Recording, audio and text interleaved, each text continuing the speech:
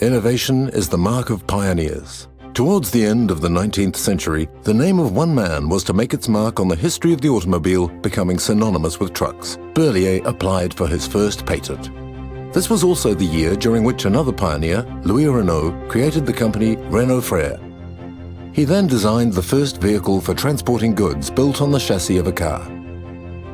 1905, the American Locomotive Company joined the automobile adventure, buying the manufacturing license for a range of 3 cars from Marius Berlier.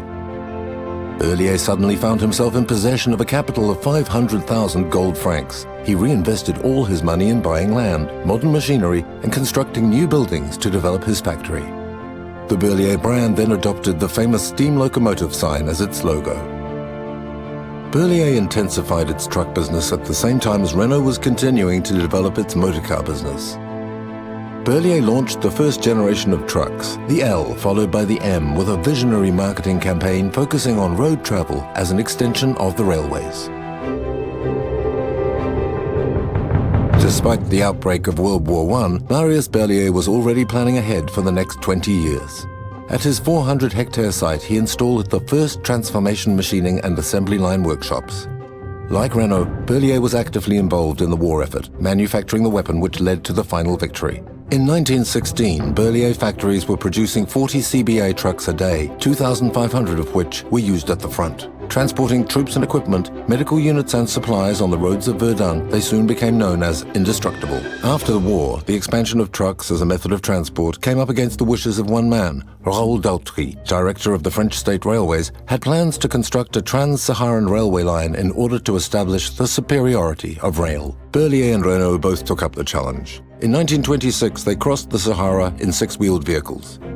In 1932, this time equipped with diesel engines, Berlier trucks triumphed in the trans-Saharan race. Trucks won the fight against the railways. Nous pouvions transporter 3 à 4 fois plus vite et à moitié prix et en porte-à-porte. World War II slowed down the growth of Berlier amidst the turmoil of the post-war period when the company was sequestered. Marius Berlier died on the 17th of May 1949, aged 83. 2 months later, the factories were returned to the family. According to the wishes of his father, Paul Berlier took over the management of the company. Sur les routes et sentiers de France, le nombre des Berlier dépasse celui de toutes les autres marques réunies. Le GLR 5 cylindres est le prototype du grand routier. Infatigable à la charge, c'est l'athlète de la route.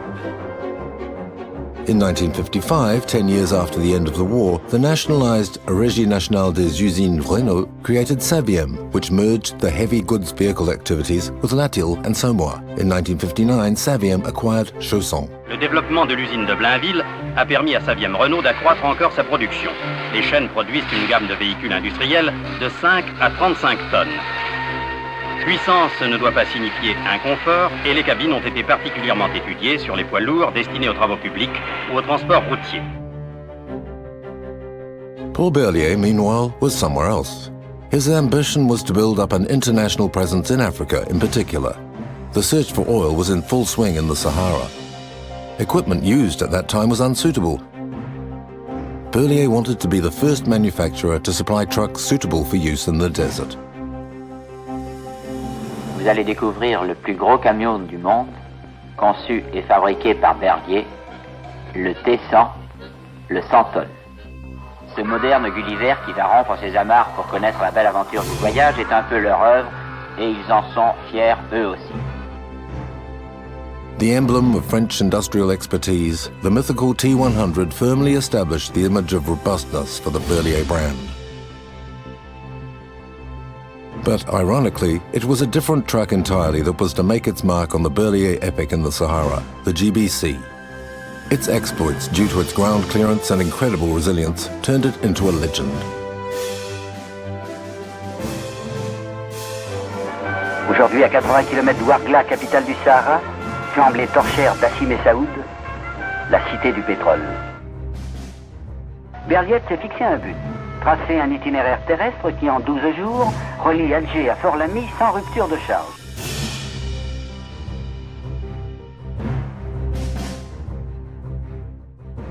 Berlier became a key brand all over the world. Ce qui a fait ma force, c'est cette formule permanente de mon père que j'ai appliquée. Je vous crois, mais j'irai voir. Et quand vous allez voir, ça n'est jamais ce qu'on vous a dit. The manufacturer from Lyon was in full expansion.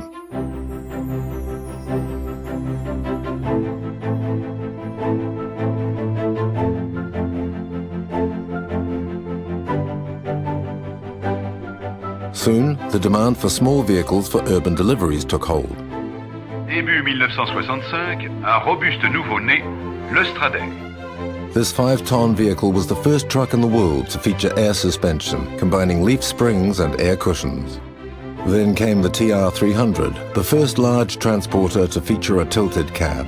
A true symbol of comfort and safety, 8 years later, its 350 Centaur version became the last truck to bear the locomotive.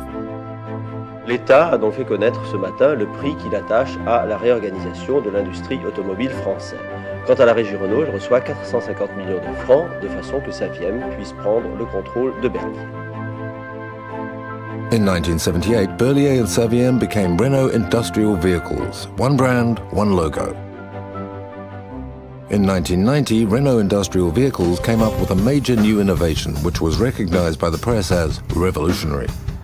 The Renault AE Magnum was successfully launched on a heavy goods vehicle market and became the benchmark for European transport. The brand then had a succession of innovations and successes.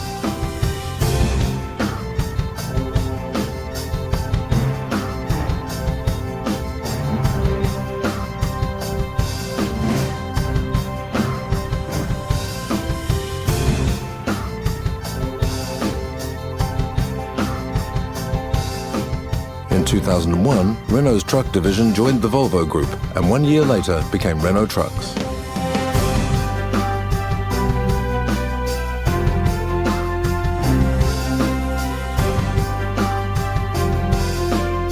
Renault Trucks made the decision to re-engage with the Great Berlier expeditions